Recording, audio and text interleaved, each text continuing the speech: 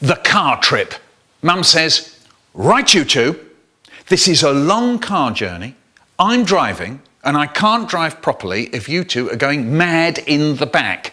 Do you understand? So we go, okay, Mum, okay. Don't worry about it. And off we go.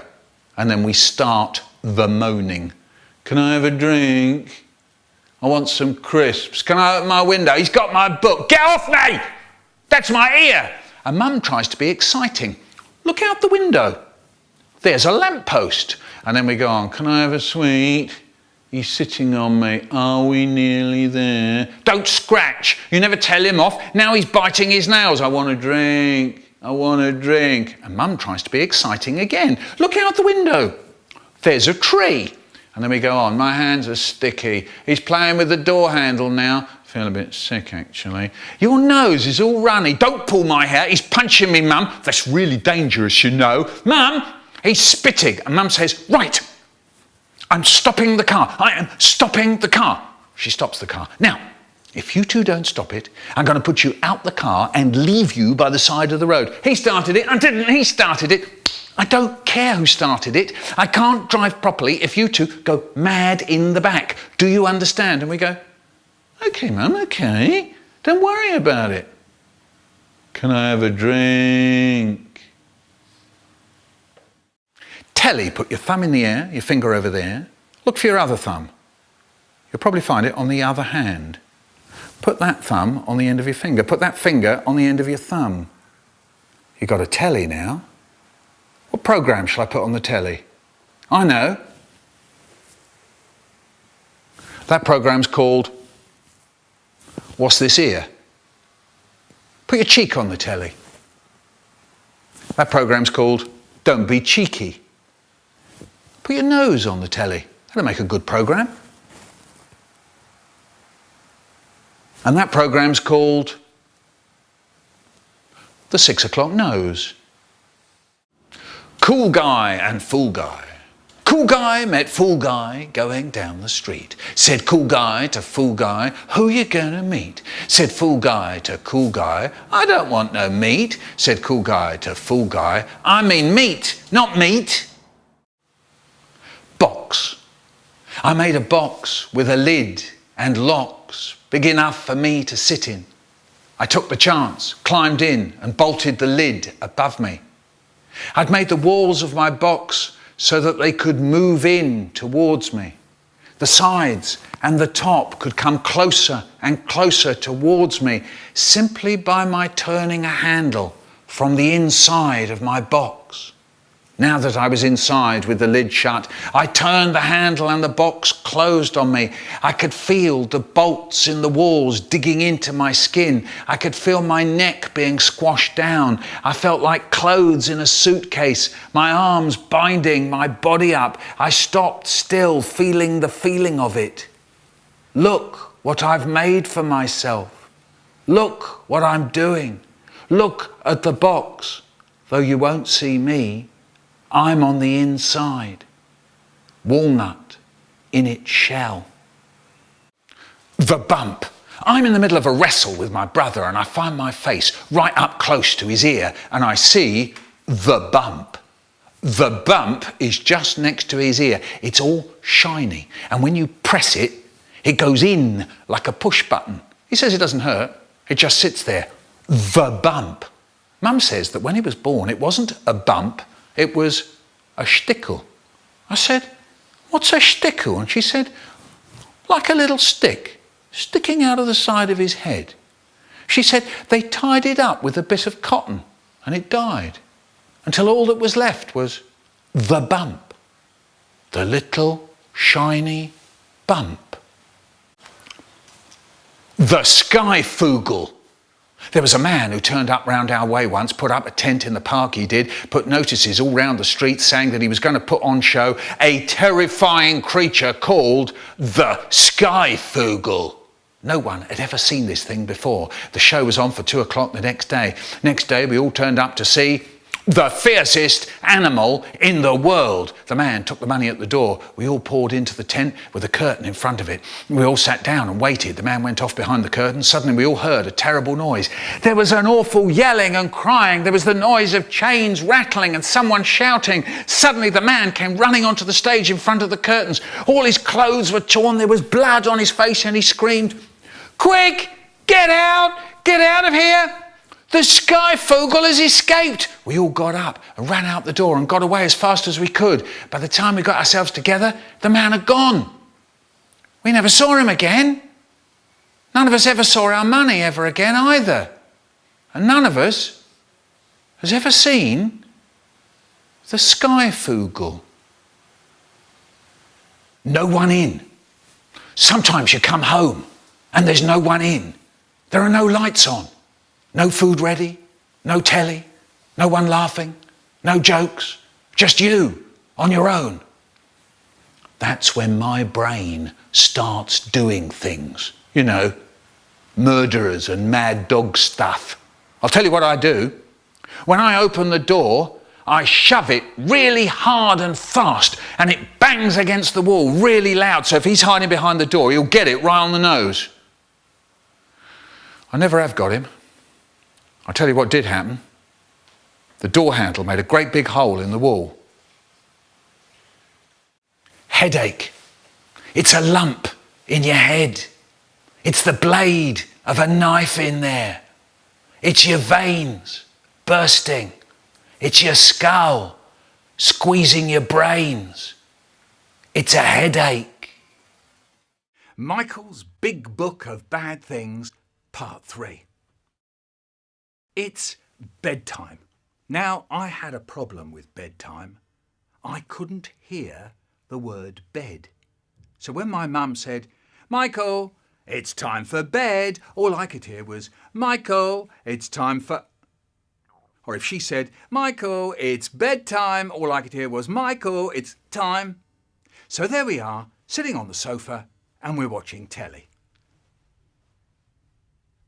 Why do people look like that when they watch telly? I don't know, but there we are. We're sitting there.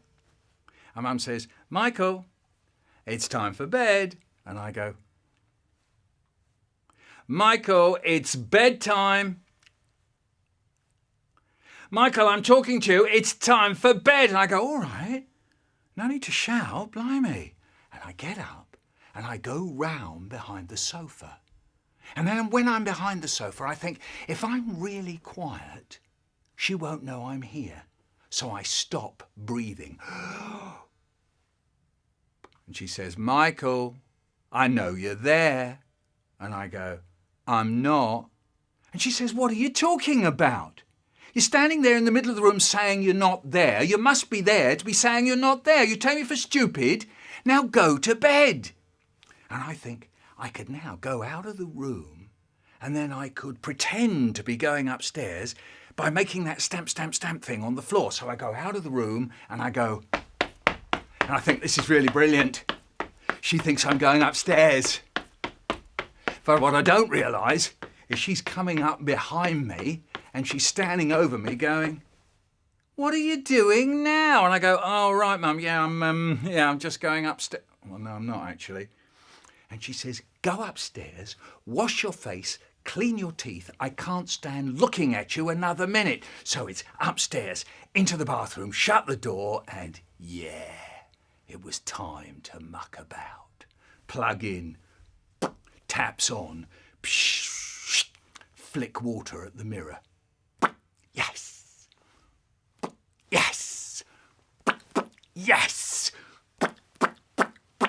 And there's drops of water on the mirror and the drops start turning into drips and one drip's going faster than another drip. And I think it's a bit like the horse racing on the telly. So I start doing a running commentary. And here comes Longbottom with the Longbottom and here comes Shorty-Bum. And Shorty-Bum's closing on Longbottom. And here comes Longbottom and Longbottom's going to take it. And I hear my mum from downstairs going, "Michael, what's the silly noise going on up there?" And I said, "Oh, yeah, sorry, Mum, I was just looking for the flannel." And here comes Longbottom with the Longbottom and here comes Shorty-Bum. Now then. When a man shaved when I was a kid, this is how they did it. Plug in, taps on, a little brush in the water. into a special jar of shaving soap. Now, I loved this shaving soap. If you held it up to the light, it was all twinkly. And if you smelt it, it was all perfumey. And then if you prodded it, yeah, it was all squidgy, yeah. Hey, I'm drilling for oil, yeah. Hey, you can't see the hole from the outside. Maybe I could bury something in there. What could I bury in there? I know. The top of the toothpaste. Good thinking. Smooth it over. That's amazing. That's like buried treasure. Maybe pirates would come looking for it and sing their pirate song. Yo ho ho and a bottle of rum. Yo ho ho and a bottle of... And I hear my mum from downstairs going, Michael, what's the silly singing going on now? And I went, oh yeah, I was just glad I found the flannel. Right, quick, wash the face, clean the teeth. It's a little bit wobbly.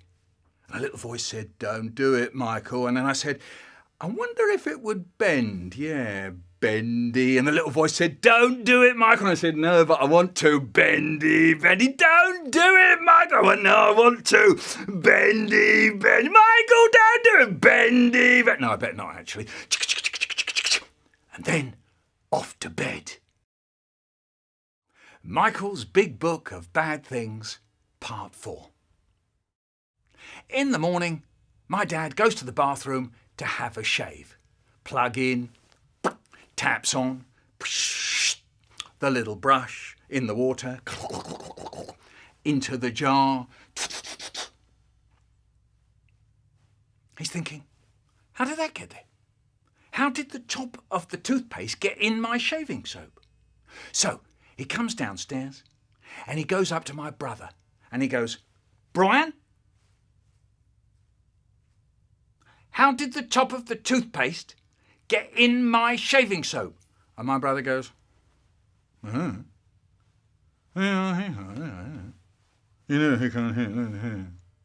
my dad comes up to me and he goes, Michael, how did the top of the toothpaste get in my shaving soap? And I go, I don't know. You see the difference?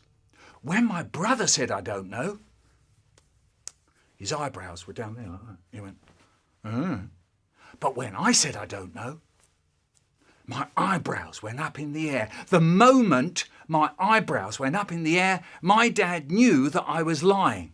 He says, look at your eyebrows. What? How can you look at your eyebrows? The things dads say, look at your eyebrows. He said, your eyebrows have gone up in the air, that means you're lying. And I said, I'm not. And he said, and another thing, your voice has gone squeaky. What a giveaway. And I said, no, it hasn't. He said, what did you think you were doing, sticking the top of the toothpaste in my shaving soap? And I said, it's buried treasure.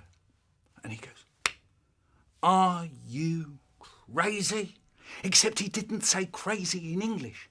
He said, are you a crazy person in Yiddish? And to say that, you say, are you Meshuggah?